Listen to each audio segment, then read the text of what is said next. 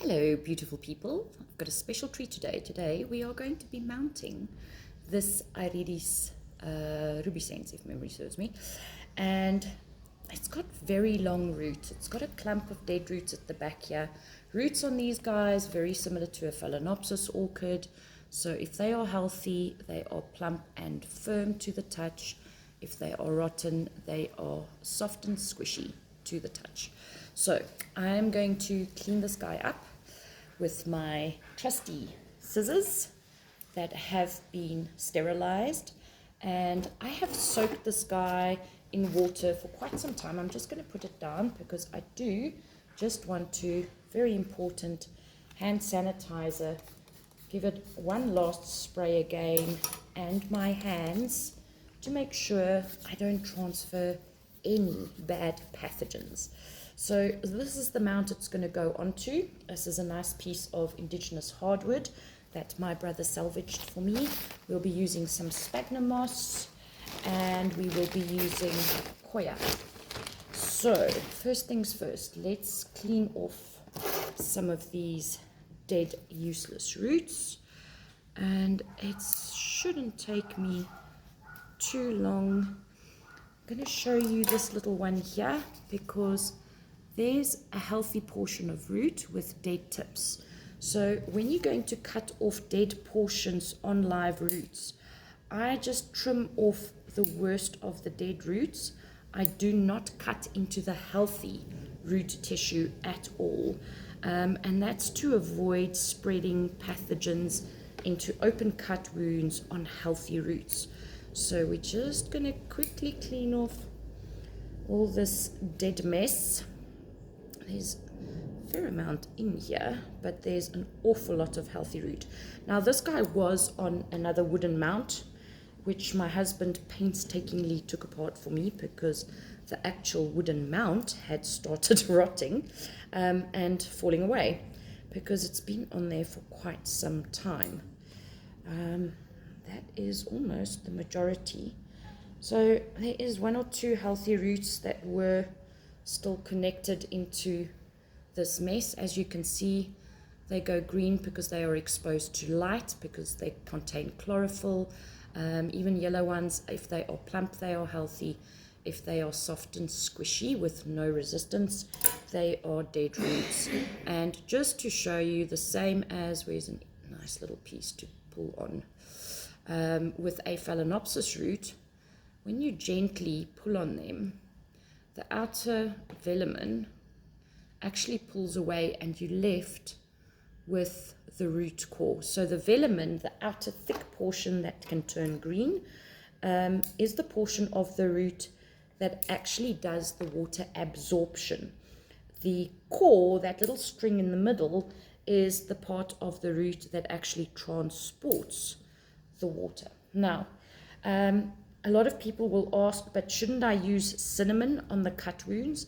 And the answer is no on your roots, because what cinnamon does is it dries it out, and you don't want cinnamon sitting on these roots, especially for me here in Pretoria, South Africa, where I don't have much humidity at all. Okay, so that is all of the dead grossness cut away. A little bit stuck here, not the end of the world.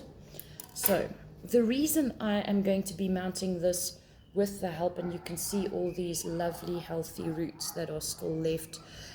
This one didn't get into the bucket to soak, but the majority of them did. So the next important task is 3% hydrogen peroxide.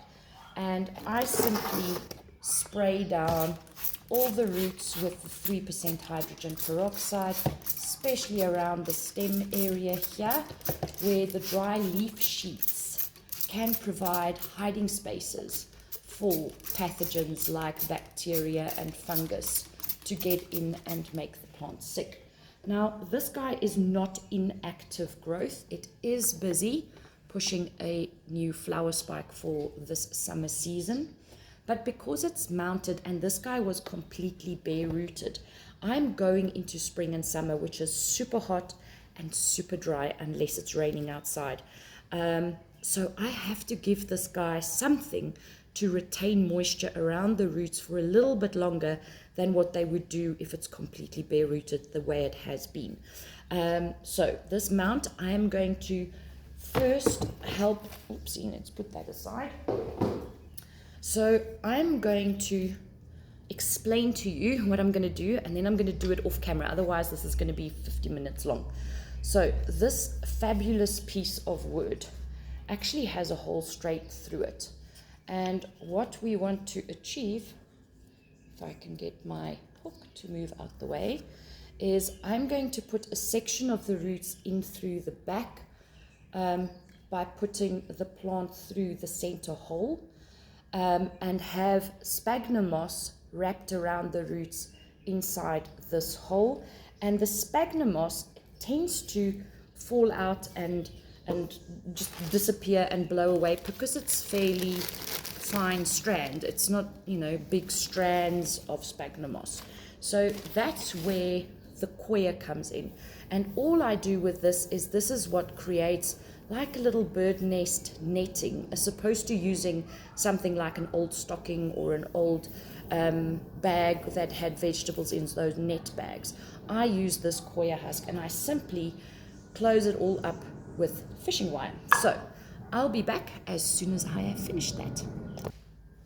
Okie dokie, so I have positioned this guy. You can see there's roots coming out of the back. You can see there is the main stem inside with a lot of the roots, and there to the front you can see the actual plant. Now these roots dangling off the bottom, I'm going to just let them dangle, but where they are against the wood I will add a little bit of sphagnum moss or even just some coir husk, just to help with retaining that extra bit of humidity in my dry climate. Okie dokies, quick and easy. That was not that much trouble. Luckily I had an extra set of hands to hold things for me. So as you can see, there's sphagnum moss inside, fair amount of it, all the way around, and the coir husk is what actually holds the roots and the moss together and inside. And the nice thing about using the coir husk is when you don't have pieces of wood sticking out to keep the fish gut away from the roots, it's going over the coir husk and not directly onto the roots, so you're not cutting your roots. If you are not concerned about what it looks like, cable ties are a fantastic thing to use, because you don't have to be quite as careful of the roots when you're tying it up. I think this guy is going to be super happy. My mounted orchids all get fertilized with foliar sprays. So there's no slow release fertilizer or anything of the sorts in here. And that's it. Quick, easy, done and dusted.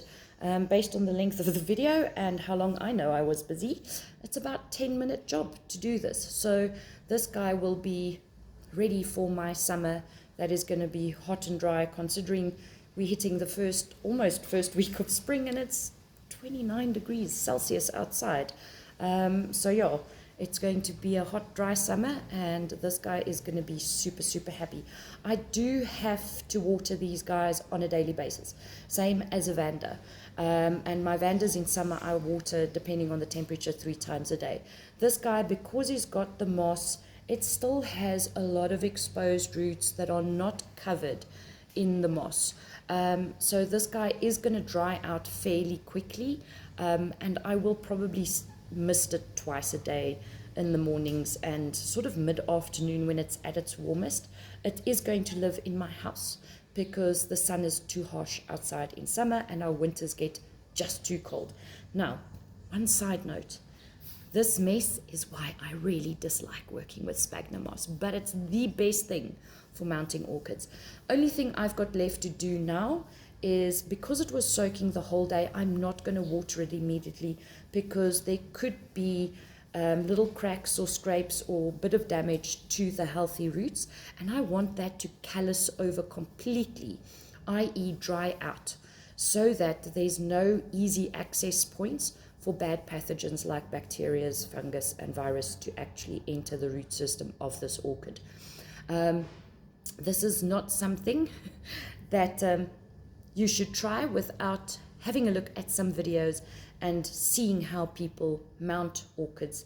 It's not a special skill, it's just about understanding the relationship between your climate and your environment relative to what the orchid needs and where it naturally comes from, and how best to replicate that to make your life as easy as possible, because the majority of orchids are super easy to look after as long as you find a suitable way of combining the plant's requirements with your environment and your time availability. Have a great day, guys. See you soon.